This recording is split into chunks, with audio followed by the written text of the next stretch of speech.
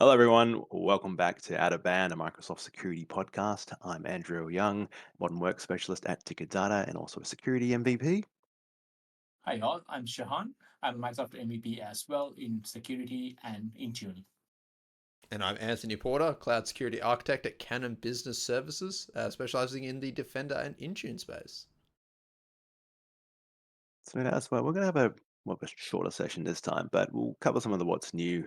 So in the last couple of weeks, we may have heard the news that the Microsoft 365 E5 security add-on is now available to bolt onto M365 Business Premium. So this effectively gives you access to all the Plan 2 versions of Entra ID, Defender for Endpoint, Defender for Office 365, anything else I've missed. Um, what you had in Business Premium was Plan 1. Now you've got this opportunity to go, I want all the extra benefits of the threat protection suites in the Plan 2 suite in E5 security. So that's alongside the the data security compliance add-ons, but they've kind of split them out into three individual add-ons. This is a single bundle, so keep an eye out for that one.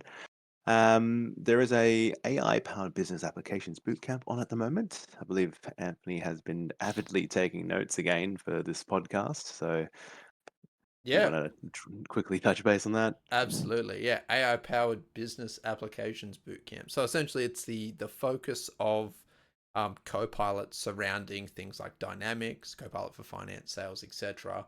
And a lot of what. So obviously, when we're recording this, we are day 2 of 3, and it's been a lot of focus on lessons learned and where business can be improved using the AI.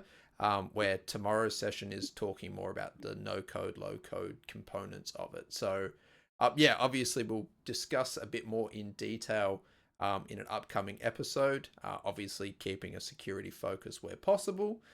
If not, we'll throw in the Copilot components to swing it back in. But yeah, it's been really good listening to a lot of lessons learned in those cases. Well, I imagine a lot of data security and governance components around the Power Platform and Dynamics as well. So look forward to that. Some slightly less entertaining news is that there's going to be a price increase for all the new commerce experience monthly payment, annual commitment licensing for M365 and other recurring licenses. That's April 1st American time. I think it's going up at least 5% for most licenses. Power BI is getting a bit of a spicy price increase, but I believe that's because of the new Fabric licensing models. So keep your eyes out for that one. We may cover some more details later on.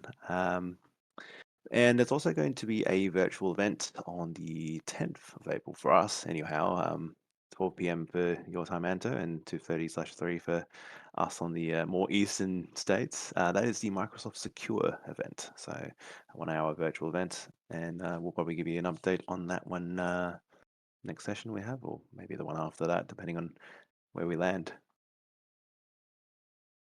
Yeah, I think I got something from the Intune side of things. So Intune Suite has got the endpoint privilege manager for or you call EPM. So it's basically you can elevate use the standard users can elevate access when doing certain privileged tasks. So that was only for Windows normal 64 and 32 sort of architecture all this time, but now they are extending that to the ARM 64-bit devices as well. So that's good. I think a lot of capabilities are have started coming into the ARM sort of architecture as well. So this is another great step towards that from Microsoft. So yeah, definitely look out for that. And if you have the Intune suite, definitely you can use the endpoint privilege manager, or you can add it as an add-on to your standard P1 Intune plan one as well. So yeah, yeah, look forward to that one as well. Um, Also device management again, again another Intune suite. I think I'm right here, guys. So device query is an Intune suite sort of a capability, or again you can add it as an add-on as well. So it's basically giving you the real-time information about the devices by using the KQL. But the good thing now is you can use Copilot, the same security Copilot that runs in Intune or Intune Copilot, to write those queries for you. So it can be articulated in different ways as you want. So depending on the prompt, it will give you the KQL query, and you can run it in your portal to get results on multiple devices. So that's pretty much the Intune updates from me. I think I got something for Entra ID as well, but Anto, mic is all yours to tell what's new. Easy. Yeah, so I'll cover off what I believe is in Defender XDR. So I think two of the notables would be in preview. They just announced that you can now exclude IP addresses from attack response or automated attack response. So that essentially just allows you to explicitly define specific IP addresses to be excluded from the automated containment actions triggered by attack disruption. So if you've got any sort of critical operations or any devices, you don't necessarily need to hide them from a device group. You can now explicitly exclude that IP address, for example.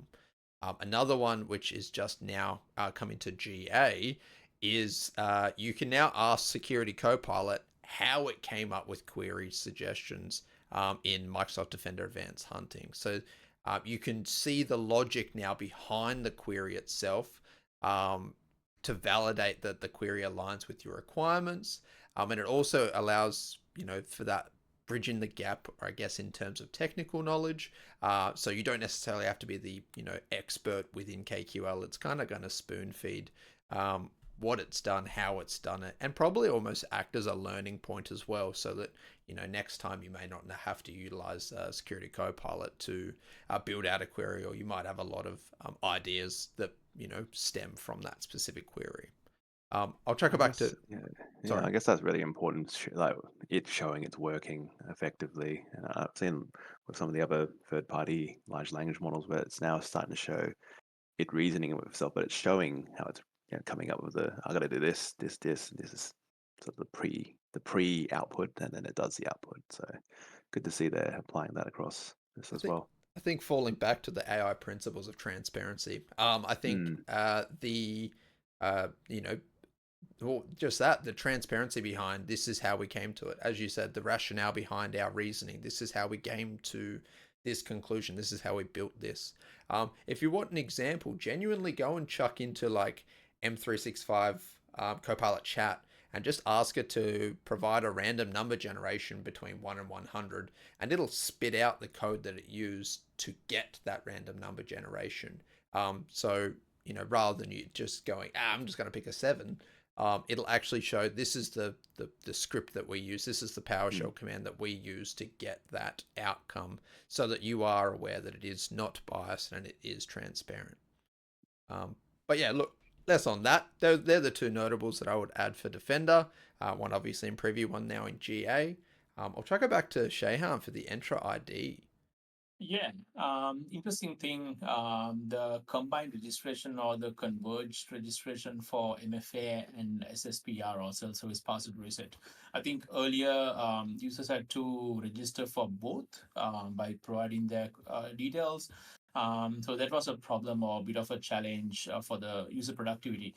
So they came up with the combined or the converged registration mode, and also Microsoft gave the option to do the migration. So it's more like going through the sign-in logs to understand, how they have signed in, and sort of what sort of registration methods that they used.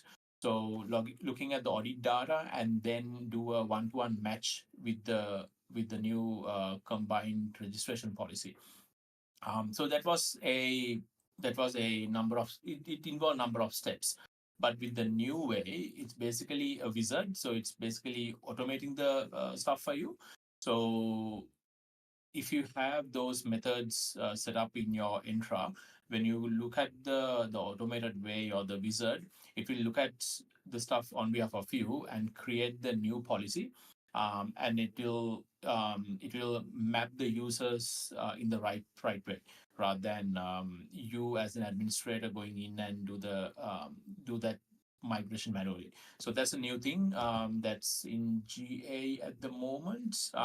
And also, just to let you know, MFA and SSPR, those separate registration methods are getting retired on September this year. So that's something to look out for as well. So if you haven't migrated them yet, I think this is the time to look at those stuff, and then migrate those policies using the automated way. So that's the first part in Entra, and the other one is, of course, the policy impact tab that's introducing the CA Hmm. policies. So it's a per per policy sort of impact. That's very nice. You can use it like a graphical representation. You don't need, if you don't have that KQL or stream data to a log analytics workspace at the moment, no need to worry about that. Depending on the policy that you created, if you check that tab, you can see the authentication, like the status of that policy, and how that if you look at all the users who have actually who had to go through that policy or the conditional access policy, and it will say what's the status of that. And also, if you click on the individual item, you can go into that sign in log as well. So the sign in log, of course, it's available.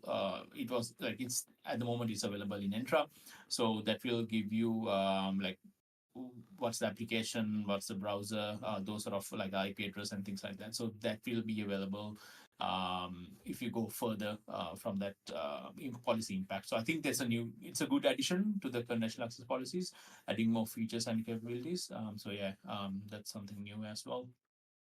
Like very new, or I think yeah, that was introduced just It was beginning of this week, I was or going to say just a few last days yeah, ago. yeah, rough. I think the 13th or the 14th.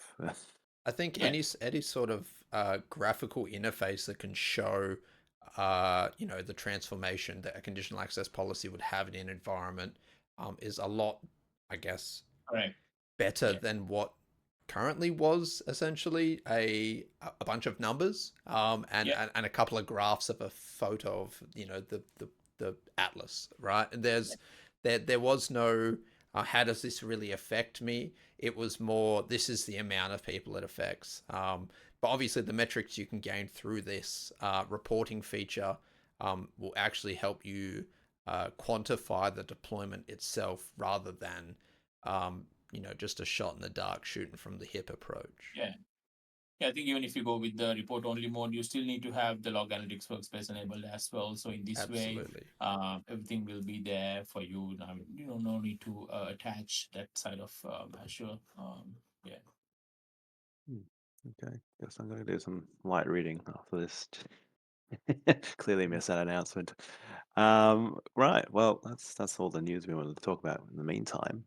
So Shahan and I are actually in the middle of some packing, well, last minute packing for me, as I haven't even started yet. But we're heading over to Seattle/Redmond in Washington State for the Microsoft MVP Summit at Microsoft's HQ's campuses.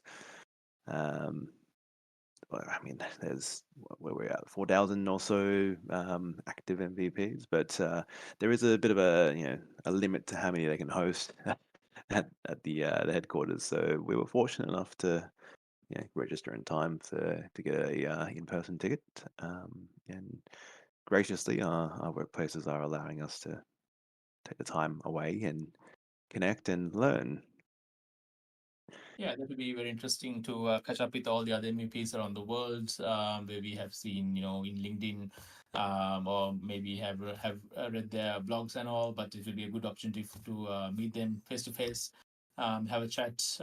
Yeah, so I'm really looking forward to the summit. Yeah, this year it's my first time as well. I think it's first time for Mm. you as well, Andrew. So Yeah, yeah. yeah, Well, yeah. yeah, looking forward to that. So I guess the sore point in the room is I'm not going to be attending. But look, these things that good things come to those who wait. And I'm sure you guys will have an absolute blast. But I think give it a shorter episode, giving it a bit a bit free form. What I want to essentially I guess even ask you guys is let's let's break it down. Let's get to know you guys a bit better about your journeys. And obviously, you guys are MVPs. This is quite literally Microsoft's, if not one of their highest achievements that they would grant. I guess a person in the public or in the community.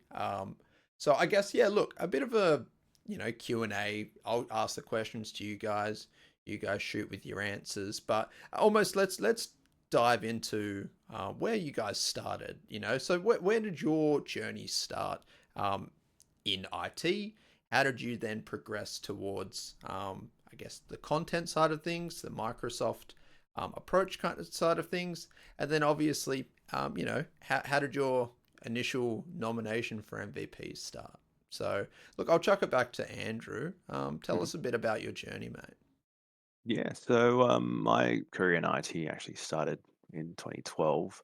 It's funny because I squandered probably several years in hospitality side of things, but I did a quick uh, Cert 3 at TAFE in IT network administration, and got a friend kind of introduced me, or kind of gave me a bit of a leg up, and started working at an IT company. So really, it was help desk, service desk, um, and then gradually, as you learn Windows operating systems, server operating systems, and so on, it was quickly what's kind of next. And at the time, one of the directors suggested, "Hey, there's something called Office 365. Maybe you should look into this." And so I read up.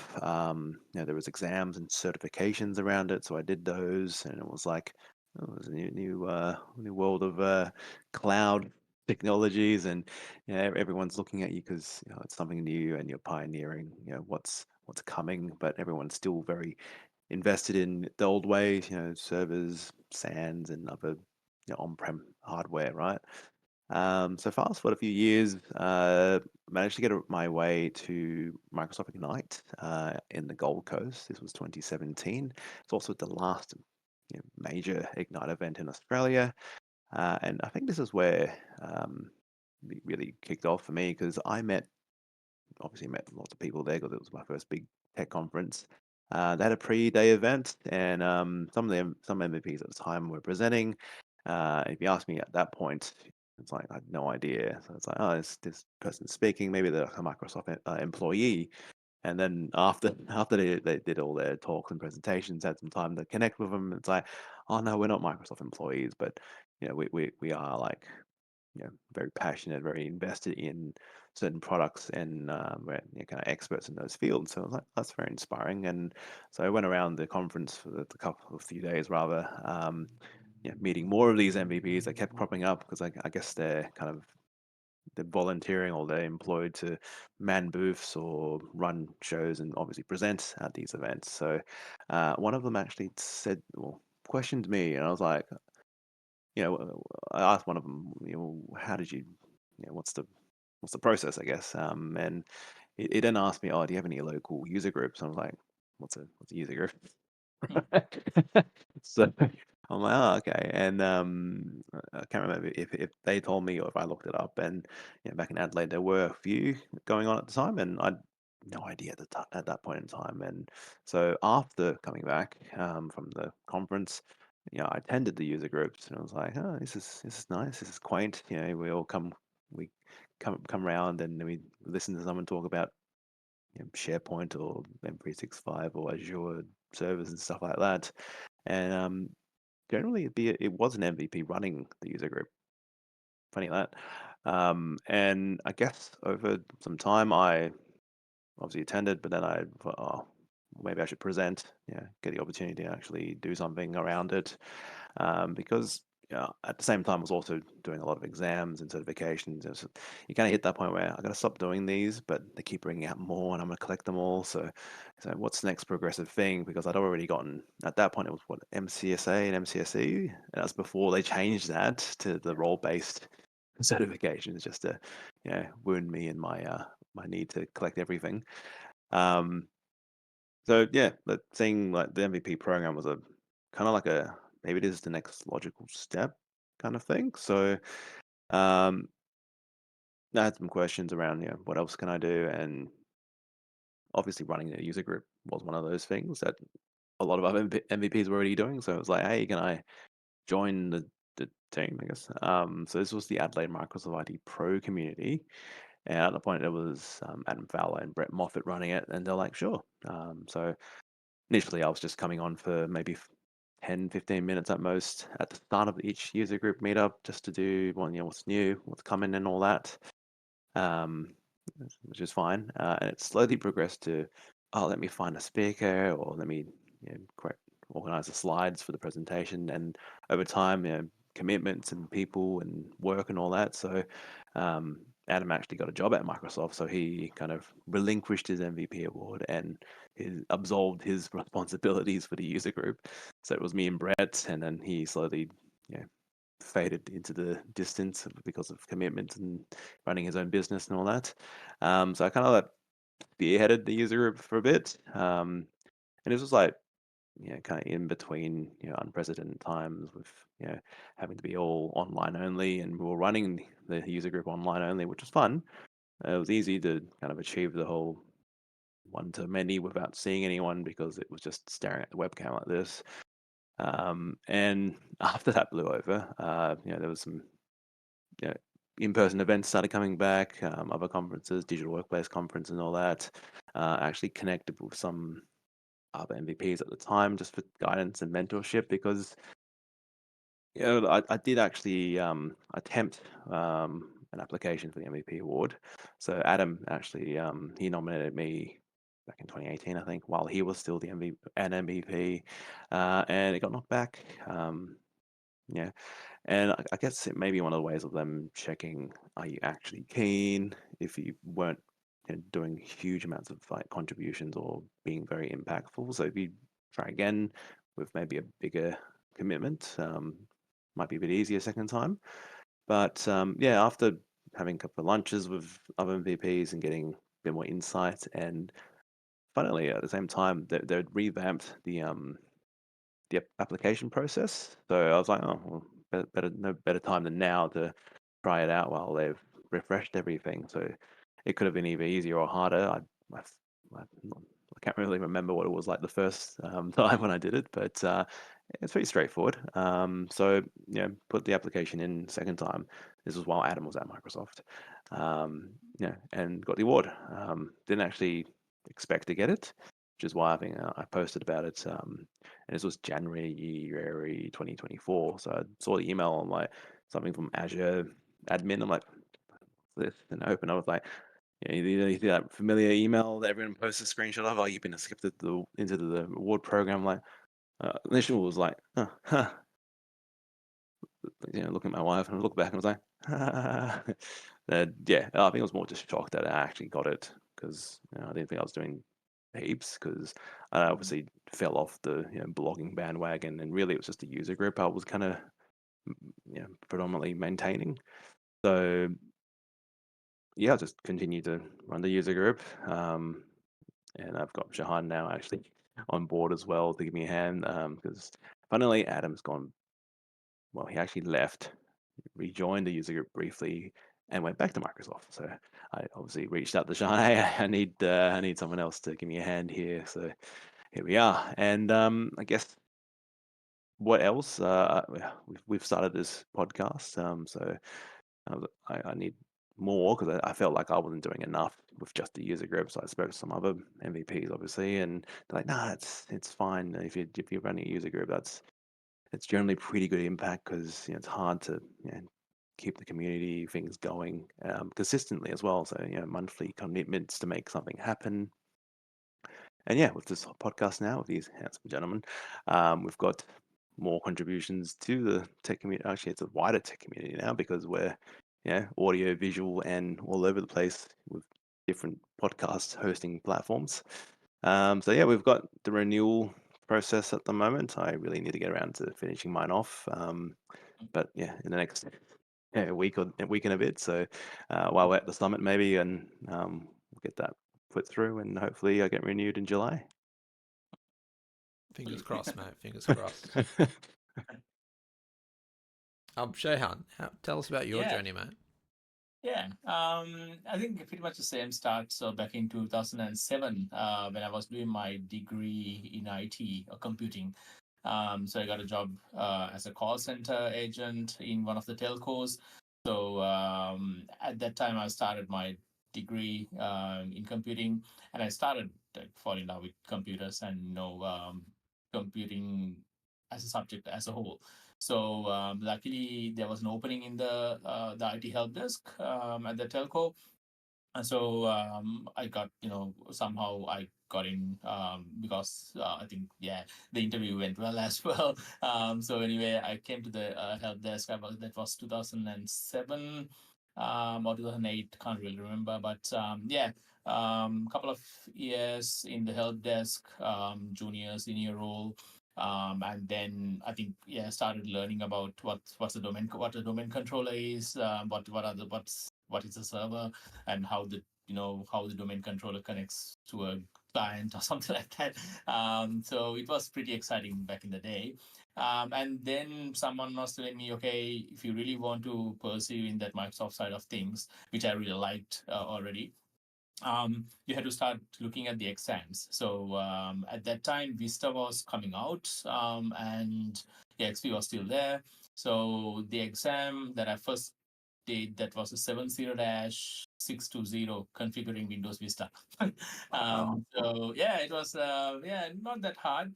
And then I slowly looked at the other exams as well, the AD configuration, that network MCITP, advanced into the MCITP, like we had to do 4 or 5 exams to get that credential. Um, Enterprise Administrator, MCITP or something. Mm. Yeah. So then I moved from the help desk to to the third level support, where the telco had different branches. So I had to look at a branch, look at the still compute issues, and we got like dedicated server as well. Like I think I got the BlackBerry servers back in the day to have a look. I'm really new at that time for BlackBerry stuff, but it was very exciting. Running on 2003 Exchange or something like that. Um, so after that, I worked in another organization, pretty much supporting from Sri Lanka. At the time, I was in Sri Lanka, to 4 or 5 Australian businesses, waking up around 1 a.m. Because I had to support from Sri Lanka for the Australian times. I don't know if you have seen cookers oil around the place. I've seen the trucks going on, Egan's hire, those sort of. I think when I was in Adelaide, I spotted it like once. I think it was, but yeah, it was probably just in Yeah, yeah. passing. So yeah, so pretty much from the network cable to user issues, I had to troubleshoot stuff. So that was like very good experience. That was my first time, I think, talking IT with another person who's not a Sri Lankan. So that was like good exposure back in the day. And then, again, I moved to a different organization, desktop support, server support, and things like that. So it's pretty much the vibe was always servers, going along with the support side of things, which I really liked as well. So then I moved into the whole consultant side of things. So that's before I moved into Australia. So I got a very good exposure in handling standard projects, working with the servers from Exchange server, for an example, from start to end, sort of a thing. How to set up, what sort of things that you need to troubleshoot, what are the prerequisites when you are doing the servers, and even updating the servers from time to time for the customers. It was sometimes challenging as well, midnight updates and things like that. Yeah, I Yeah. like that. Yeah, Those service packs. service packs. Yeah, that Yeah. was, yeah. The Up to today's, I think there's some things are still haunting in my mind. All those horror stuff. Yeah, in the service that's happening. But yeah. Then I moved into, while I was doing that, so I got the first 365 gig.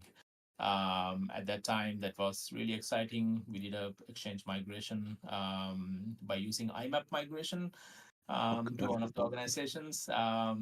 and yeah, it was pretty much exchange, a lot of exchange, AD, a bit of ADFS, those sort of stuff.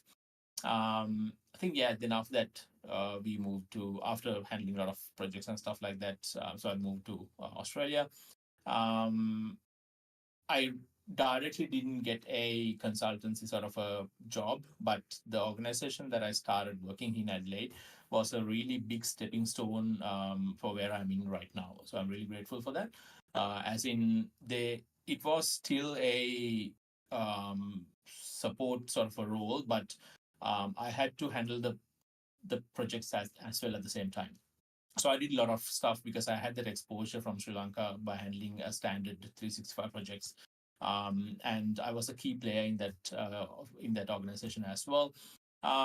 So after a while, then slowly the support side of things started fading, moved into more project sort of stuff, and I think at that time I have started writing like random blogs at that time about the movies that I saw. I'm a big Marvel nerd as well, so looking at Marvel stuff and writing them, and about fitness as well for some reason. So I had that. I don't know. I had that ability to write, articulate something in a better way. Even from that time. So, and also I thought, all right, so I have the passion for IT, so maybe I'll just combine them both. So I started writing about IT, as in I troubleshooted something for Microsoft Teams at that time. I think the query was, all right, we don't want to auto run Teams whenever Windows start up early in the morning for the users, because we were testing Teams and it was a bit of a challenge for the users because they didn't know what Teams are at that time. So, and there was no startup blocking or anything like that. So there was a registry that had to set, so it will kill the startup process. So I found it. I looked at the documents as well, the learned documents. I got some information, so I thought, okay, I'll write about it. So that was my very first article. I don't know how many people actually looked at it, but it was my pleasure to write about something. Um, so because I already had that uh, hobby of writing, so I thought, okay, that would be a good option. I'll write more. Troubleshooting, as soon as I found the reason troubleshooted it, I started writing about it. One time there was this Azure virtual desktop problem that we had, and I actually sorted it around, I don't know, 2 a.m. or something like that, because I really wanted to get that happening. So I wrote about it, and I saw on the next day or in the next week or somewhere, I've been featured in one of the newsletters. So that was my very first experience. So I was like, okay, what's going on? I've been featured in a newsletter from Sweden or somewhere. So turn out to be there's something called actual newsletters. When people write a blog, they can get featured if it's the article is helpful to someone. And I got a lot of views as well at that time for that article. I thought, okay, it's a good opportunity for me to write more. So I started. The idea was to every weekend look at something in the 365 portal at that time and write about it. So after a while, my one of my mates and also one of the other MVPs from Sweden or somewhere texted me saying, "Why don't you apply to be an MVP?" I said, I didn't. I actually never thought about it. I'm just writing because I'm passionate about technology, not to be an MVP. But said, yeah, but give it a try. So I thought maybe I'll try anyway. And I talked to the community program manager, which is actually who's responsible for the MEPs in the APAC, if I'm correct. So got some guidance as well. So went through that guidance, and yeah, got the nomination up and running. I got some solid work for the past 12 months. I got some good impact as well. So the contribution and the impact was the key. But I never had any public speaking events or anything like that. So I thought maybe that can be a problem. But it was just after COVID or during COVID, so the public speaking, as you mentioned, Andrew, it was like all paused.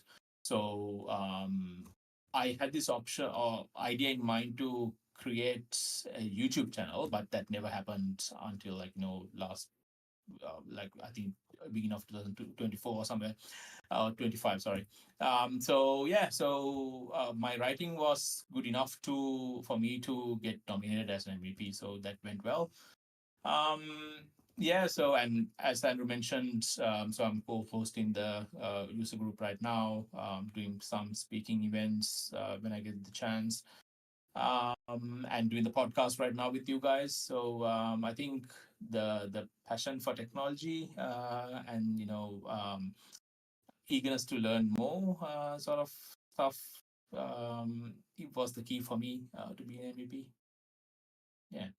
No, that's brilliant. Yeah, look, I think I guess there's a fairly common origin story which I hear in both your stories as well as a lot of others. They come up through, managed services, just staying curious, staying, interested, and then obviously it sounds like we've all been kind of thrown a bone towards our IT Yeah. careers that are starting. Yeah. I guess myself, I think I also got a certificate 3 in networking, so go TAFE. And then I think I went off and I started doing a graphic design course, and I did it for 3 weeks, and then I met my now wife 14 years ago there. During that time, obviously I then got a traineeship and shot off, but I kind of had a similar story of coming up through being curious, being wanting to learn, and then obviously paths move up. But no, that's absolutely wicked. I think more just on the content side of things. Obviously, we're all obviously Andrew. You've mentioned that you tried blogging, didn't really stick. You went user groups, you went presentations. Shehan, you mentioned blogging was your core. Yeah. I guess, do you guys want to discuss, I guess, where you believe the best, or what you believe is the best direction for that content? Maybe what worked for you, what didn't work for you? Maybe just for those interested in where they could potentially start their journey. Hmm. I'll throw it towards Shehan. Yeah. I think, yeah, I tried a couple of things when writing, because writing was kind of my forte at that time as well. But written, I didn't have a niche, or I didn't have like a specific side of technology to write. I just wrote about anything that came along the way. If I sort out the problem in the server, I wrote about it. If I sort out if I configure something in, for example, Azure, I wrote about it. So it's pretty much scattered across. So the way to get into that path is basically, first understanding the categories and the award areas, and then try, let's say, security, for example. I think that's the best example I can give. So it has got couple of categories, Intune, identity and access management, defend XDR, SIEM sort of stuff. So if you like security, I think that should be the path that should be pursue when it comes to the MVP path.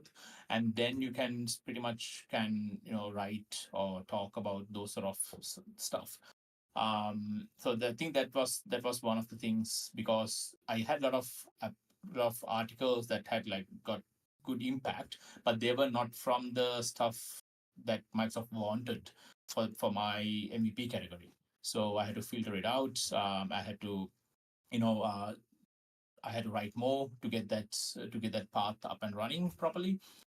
So that's one of the things, and I think, yeah, writing was obviously my number one. And then, let's say, if you are passionate about, or if you are thinking, oh sorry, if you already have something for YouTube, do that.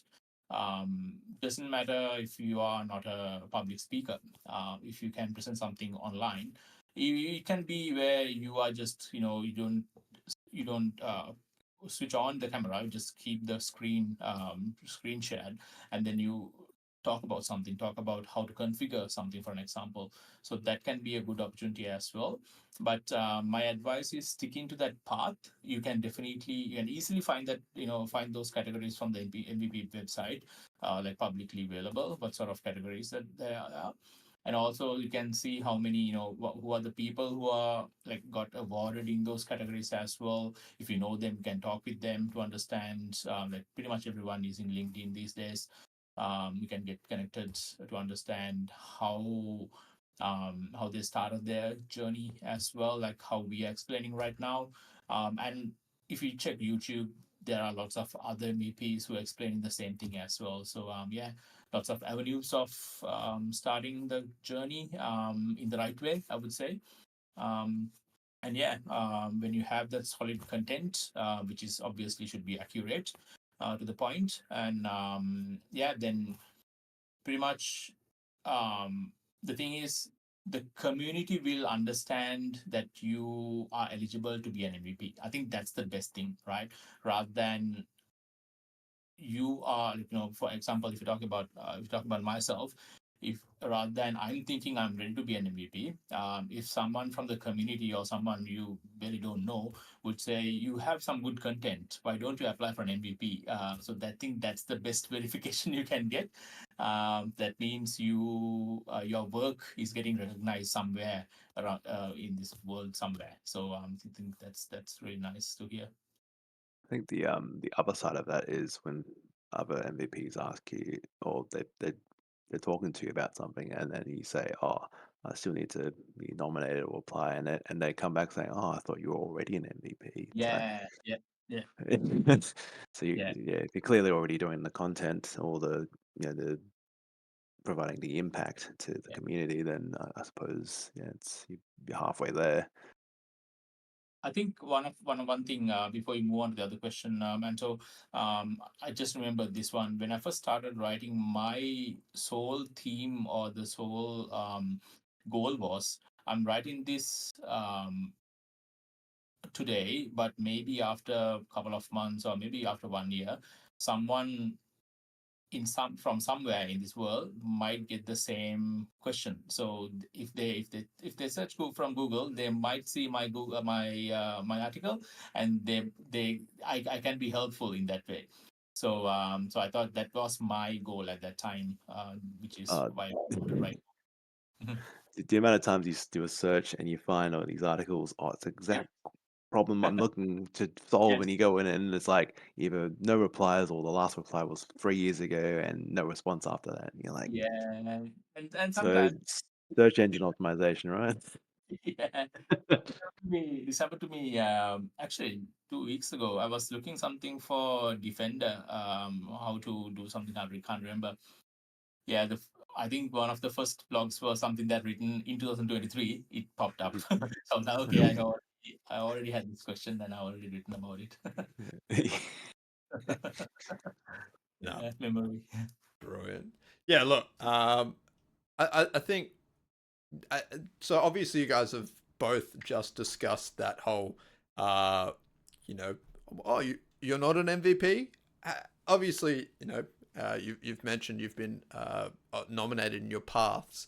Did you want to talk about the nomination process itself, given it is kind of, it's a pretty full on form. Do you guys want to just give, I guess, the general public a bit of a heads up as to what is in that nomination process? I'll chuck it back Um, to. yeah, Andrew. Oh, Yeah, so it has changed a bit, like I alluded to earlier on the session. So previously, well, actually, no, they changed their mind, obviously. But at this point, you can only be nominated by an active MVP or a Microsoft employee. I like full time. believe, yeah, full-time employee. I believe in the past at some point it was a open form, like you could just go, this person on the street, yeah, I reckon Mm. they could be an MVP. You fill out the form, and it was, yeah, wild times. But they've obviously cracked down on who can do that kind of process. So uh, yeah, it's really people who have, well, those either MVP or Microsoft employees have noticed other people who have actually shown out a bunch out like among multiple people, but they're consistently or constantly or very what's the word? Being very impactful in what they do. So they're seeing them coming up on LinkedIn all the time, or they're presenting everywhere and providing the knowledge and a sense of community, right? So or that, or someone. That's the other alternative. So if you're working closely with other MVPs or Microsoft employees, they will probably see and like the level of work, the caliber of work that you do, and what else you do outside of work, obviously. So then they can nominate you. So they actually have to go through a bit of a form themselves. The person that's nominating, it's maybe it takes an hour or so if you're not putting too much thought into it, but it is around who are you nominating, why, and what are they doing, and why do you think they should be or could be like an MVP or student ambassador or regional director or whatever the form may be. And once they've submitted that, you as the nominee receive an email that says this person has now nominated you. Sign into the portal with your Microsoft account, and now go through the grueling process of filling out your portfolio for the last 12 months. So essentially, you are presented, here's your personal info, and then the details around who nominated you, and now start listing out, I guess, your website, your blog, your social media locations, LinkedIn, YouTube, etc.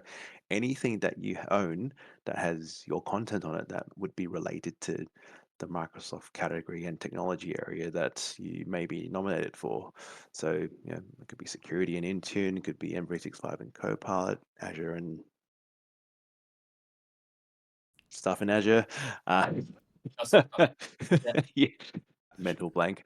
Um, so then you go through that and then filling out what you have. So previously it was a bit more of an extensive list you could fill in, but now they've condensed it. So there's 24, I guess, types of contribution. So it could be blogs, videos, user group things, feedback, which used to be user voice, tech community forum. There could be mentorship, stuff like that. So it's anything to do with providing knowledge or assistance or guidance on any of those platforms that would count as your contribution. So you just have to put in maybe like your profile link to those platforms that are just listed there, and people from the community.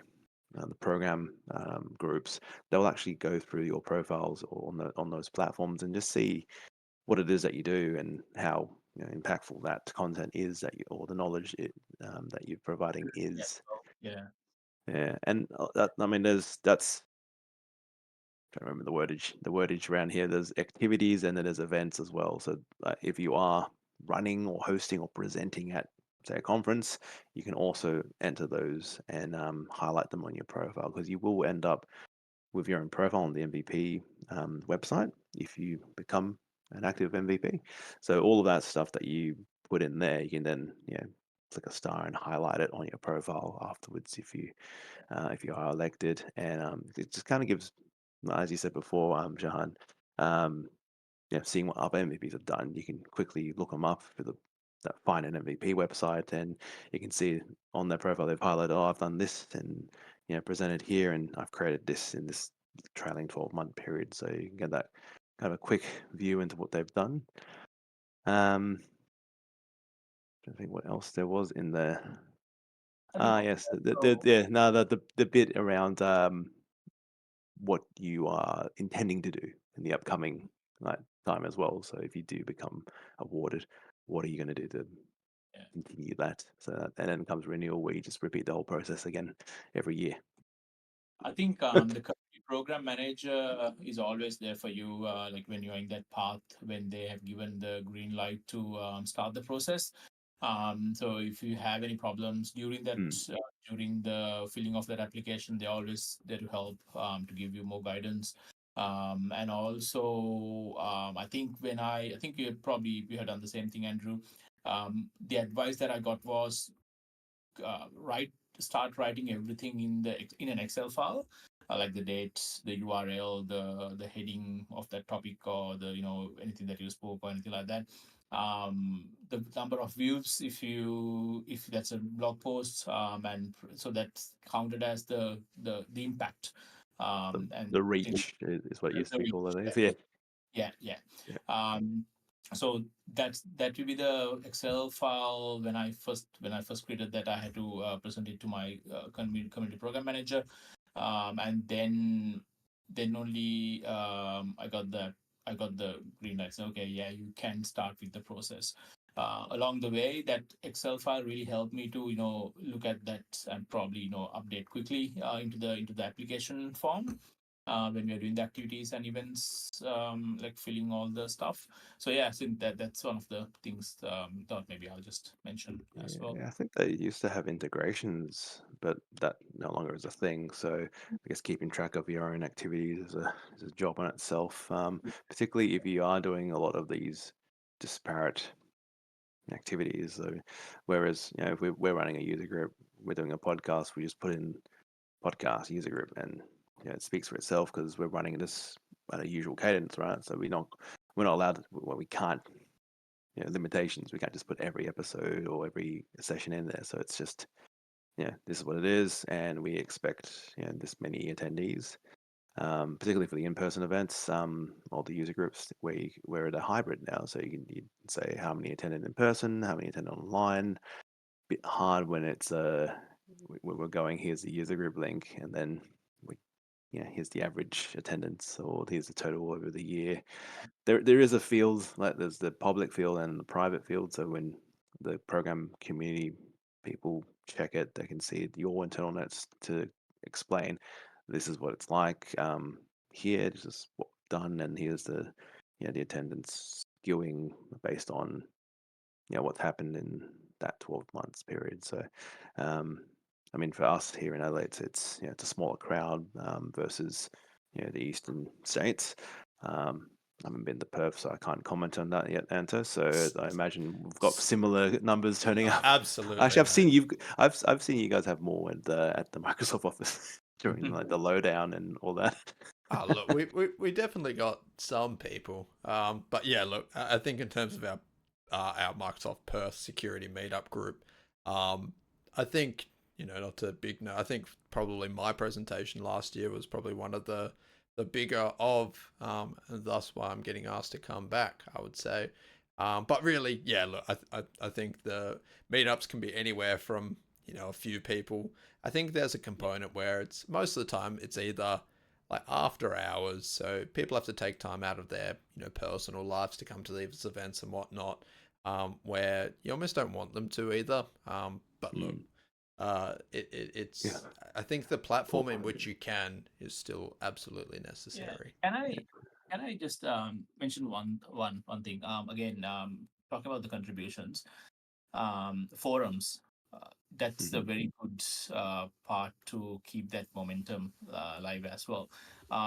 Let's say you don't want to write big articles, or you don't want to speak, or you don't want to do your YouTube stuff, but if you're good at helping someone in a forum, can be Reddit or in the Microsoft Tech community forums, or it can be Expert Exchange or something like that.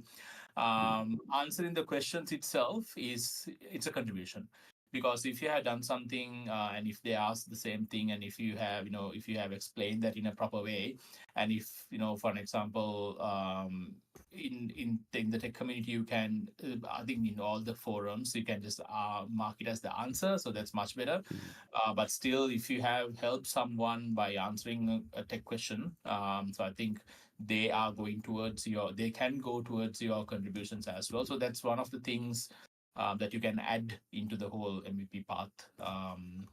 Like if you're not doing other stuff, if you're not only doing the forum, yes, I believe you can still go ahead with that. But if you're doing everything as well and also the forums, I think that will be a good addition into the whole toolbox of contributions. I think to add on top of that, doesn't necessarily even have to be forums. It can be, LinkedIn public groups. There's a couple of really large ones with a Microsoft focus. I know that one that all of us are a part, which is the at the endpoint management group. I think it's currently sitting at about 44,000 Yeah. members Yeah. within it. Just a few, yeah. Yeah, honestly, there's a lot of ask question based. How do I fix this? What can I do to?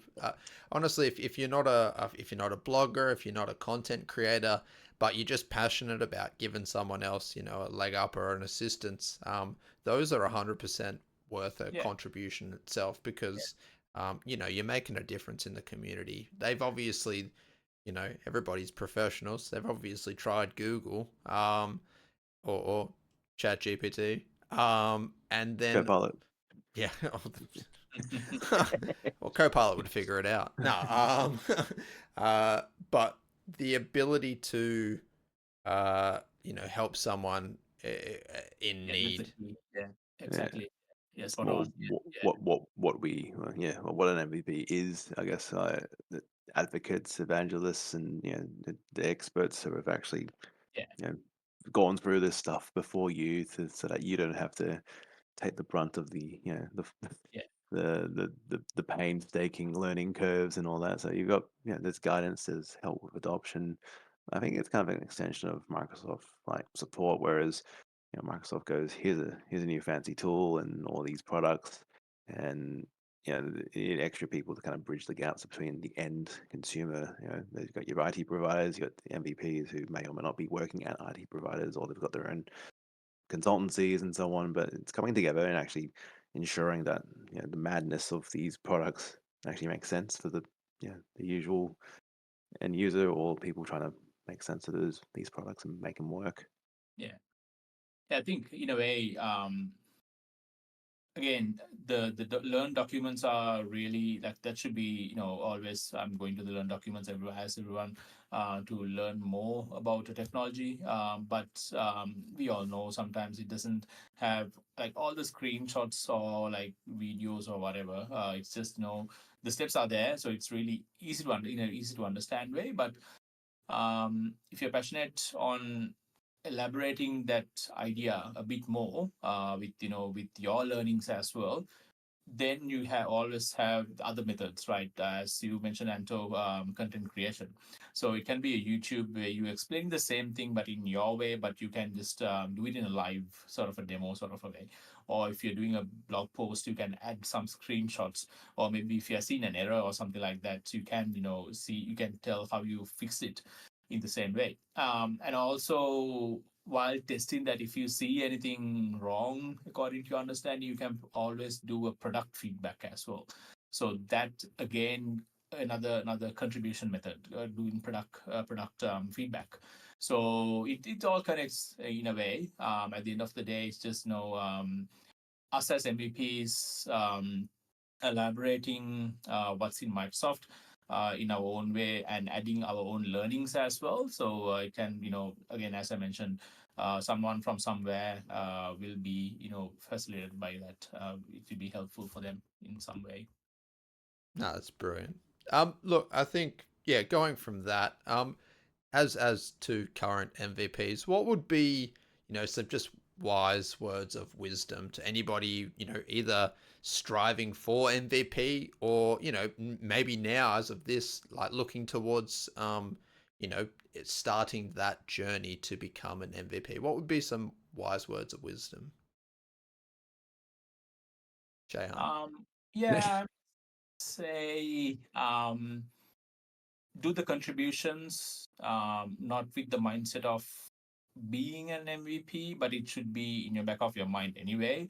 But do your contributions as you do. Get it recognized by someone in somewhere. If it is Microsoft, that's even better. So they know that someone is writing about Microsoft products who is not an MVP. So that's a good recognition as well.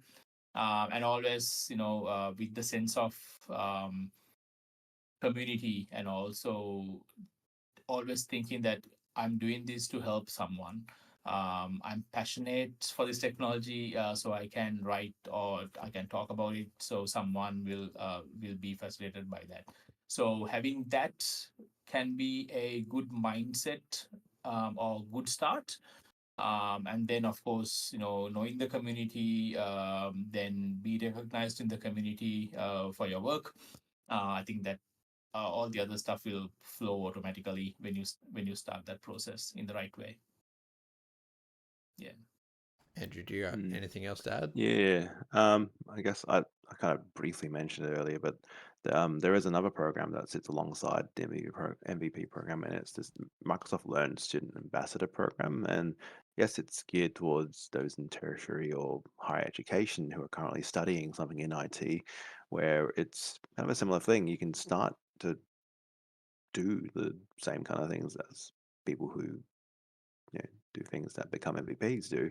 So, getting involved in a tech community and writing blogs, presenting stuff at user groups or other conferences, running hackathons or whatever it may be in that Discord server of mystery. Because us as MVPs, we can't join it and look because it kind of doesn't make sense. But I'd be interested in seeing what actually happens with, I guess, students in the local community. Because at the user group we get a lot of current students or graduates or postgrads coming in and say, looking for a job. I've just graduated from this crazy sounding degree. I'm like, yeah, cool. I mean, we can provide you some advice and guidance, but it's not going to help you get a job immediately. That's why the student ambassador program would be you get into it, you start working on that kind of community side of thing while you're studying, so that by the time you finish your studies, you might actually have gotten the gold award, and then it's like a kind of a foot in the door to become an MVP because you will get access to mentorship with the MVP program. So it's kind of that's for even those before they get into their actual IT careers. They can start looking at that. But I guess those who are past that point and are that they're working in IT already, and if you are doing blogging or attending things and presenting stuff, just keep doing it. And there's going to be a lot of times where you do all these activities and so on, and you may not give any views or many attendees. But I think that perseverance will show that you really or truly are passionate about what it is you do and you show in your work. And at the same time, make those connections and get yourself out there, build out that personal brand because that will help a lot along the way as well. I think highlighting one of the things you just mentioned, I don't think it's necessarily how many views you did get on something, but I guess the potential views you could have gotten. I guess obviously, and to that, the perseverance obviously is important. You might upload a YouTube video a day for 365 days and only get 10 views on it, but your consistency to contribute, to share knowledge, probably outweighs, the amount of views that you Mm. did get. I think that leans into the connections part. If you know people and you tell them about your YouTube channel, they're going to watch it, they're going to share it, and get other people to watch it. So natural growth and reach is pretty Yeah. important as well. But the fact that you're pushing out a video a day for 365 days without people looking, it's a bit yeah, Oh, look, it's bit wild. yeah, look, obviously it's on the You're going to tell extreme side, people but you're going to do that, right? yeah, Yeah, but yeah, yeah. my 1 in 365 day challenge where I post the same video. yeah. No, no. Look, I guess to kind of, I guess, inspire some folk. Obviously, you guys are off to MVP Summit, which is absolutely, I'm jealous. I'm absolutely jealous. What are you guys most looking forward to, Andrew? Yeah, well, I'm all for all of that meeting people in person. Several hundred or thousands of these MEPs around the world coming together. Those who are fortunate enough to have secured attendance to the summit. But as multiple MVPs have described to me, it's more in the conversations that take place inside the hallways and the time that's adjacent to the summit that's equally, if not more important and valuable. Yeah. So because all the content that's being presented is under NDA, so you can't share the excitement for that for at least until it's become generally available. Mm. But that's, yeah, getting those connections built and having those more valuable discussions is probably the most exciting bit of that. And I guess it's our first time to the US as well, so it's, Yeah, and of course. Yeah, I think same for me as well. All those conversations that we can have with all the other MVPs, probably seeing them for the first time, who are sitting in the other side of the world. So that mm, will be an opportunity to connect with them in a better way. And yeah, the content as well. Of course, it's NDA, but yeah, I think that will be really valuable to understand what's going on, what's the temperature looks like in those products and things like that. Yeah, so yeah, it's yeah, yeah. I was gonna say it's also a chance for us to provide feedback on stuff as well, because yeah. all the product group leaders are there. It's like, hey, this is what we feel about this and that change. Mm. So yeah, good opportunity, and I'm yeah really looking forward to that. Yeah, excited as well. No, brilliant. Yeah, I think it's one of those situations where you finally get to almost put a face to the name that you've probably seen for Correct. countless years, online. You Yeah, stumbled accidentally across their blog 10 years ago because you also needed help at that stage. correct. And then all Yeah, of a sudden you run into them in the corridor and you say, hey, just want you to be aware, you got me through my early years of IT. I think I think just calling out, it was Vasil Michev like exchange. Oh my god, the number of blogs of his I've read just because yeah. how am I supposed to do this? And it's like, oh, he's just got an answer here, or he's He's got the one of PowerShell the command right there. favorite people in the forums. Like Yes, yeah. how many I don't know. Yeah, it's like yeah, yeah. Really nice to see those people are there and they're existing. Like with the sole mindset of Mm. helping others, which is good. I was going to say the folk that do Practical 365. Oh yes. There's so many, right? There's like good Steve Goodman, Mm, Tony Redmond, Yeah, etc. Right, yeah, majority of them are either running podcasts or they're current or existing MVPs spread across several different areas. So, as I said, there's lots of little areas where they've helped you along your journey, and all of a sudden you might just stumble into them, be like, hey, yeah. that's a familiar face.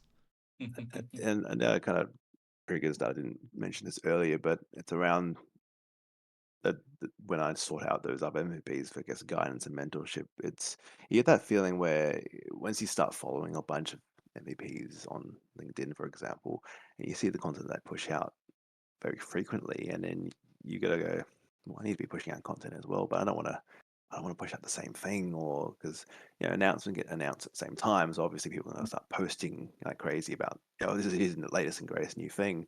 So, Yeah, and I guess the advice was doesn't matter, like they got their own followers, you got your yeah, own, like I mean, exactly. don't copy like it's the pace, but you can talk about the same thing because you got to reach different audiences. So I guess part of the advice we'd give is just do it. Yeah, Yeah, it can be reinventing the wheel, but it's reinventing in your way. So that's the thing that's you yeah, can it's just capture your audience. it's an octagon. Yes. Yeah, so definitely there can be a set of people who really likes to read your blogs in the way that Mm, you write and the way that you understand the technology. So yeah, I yeah. keep on doing what you're I doing. guess So that just don't be discouraged, right? Just get yeah, it out there. I think, yeah, yeah, as Chandra said, you can essentially be read the same content in a different way and understand it. Whereas somebody that might produce content over and over and over might have a specific writing style or a way that they portray the message. yeah, But you might Mm, portray it differently, or you might position it in the eyes of someone else that's on the floor, still in managed services land where you may mm, be, correct. Yeah, they may produce some insanely good content, but it not necessarily aligns to where you would be. 100%. Obviously, with everything being new and everybody wanting to jump on the bandwagon of this is new, I think jump on board because obviously that's where the your biggest insights and everything is going to probably come from. But um, I think doing it your way is going to trump whatever anybody else is doing because really, you shouldn't really even be looking at what others are doing. You should probably just want to put out content that you want to put out. And if others are doing the same thing, well, you're on the right track. Then rather than, oh, that person's putting content about A, I need to put content out about A, because it'll end up being ingenuous and genuine, and probably a waste of your time and the reader's time as well. Or the other result is you don't do anything because you then fall into the spiral of no, I can't, or it's not going to be good enough, and that's when you end up with like not much contributions. Yeah. Looking Or forward we to seeing. or can all just buy some of those fancy TVs and just become John Savile and. Right. Yeah. If I could mount a TV, no. No, he's a cut above the rest. No. Oh yeah. But no, look, I appreciate you guys letting me I guess grill you with some questions in regards to it. Obviously, myself not being an MVP and watching you guys get MVP Summit is a little bit disappointing. I can't join you guys there, but I'm sure you guys are going to have an absolute blast, and I look forward to seeing some of the socials. We'll see you there next year, right? Yeah, look. Let's my fingers are crossed, but in the same sense, I'm happy about the content that I'm producing. I'm happy about the direction that I want mine to go. I don't necessarily look at the numbers. I kind of want to just, from a personal perspective, just I feel like I was given quite a push towards where I am in my career. Obviously, I was heavily on-prem, went through the managed services, went through, and I was pretty much just an on-prem guru, as Shehan mentioned. You find out about servers, and then you figure out what a domain controller even does, and then all of a sudden you start opening the doors to root And then policy. you discover that you can't just rename Exchange servers. And that might have to be another episode, mate. No. But maybe then that's why I haven't got the category in there. yeah, they've just got like a check mark next to you, like no. Just a black line across it. But yeah, moving into like a bit of the cloud space, I was chucked a bit of a bone. I didn't really have a lot of I guess knowledge in that space, but I had an insane passion to learn in that space, and I was given an insanely important opportunity that kind of paved the rest of my career. So I almost want to give back that component, because obviously I feel like out of my 15 16 years worth of IT, only the last 6 or so I probably would have considered to be actually doing IT, and not just fumbling my way through Google. But in the short of it, I feel like I've been given an opportunity, and I want to almost share that and share knowledge and try and help someone else in the same, indirectly through content or lessons learnt, or this is a problem I had, this is how I resolved it. Because I think to what you both mentioned is that, there might be that one person out there that does need a helping hand. And they've trawled all of Google and all of the forums, and they can't find anything, and they might just stumble across what you've been able to produce. And if you can help with that one person in that situation, I think that's pretty special. Exactly.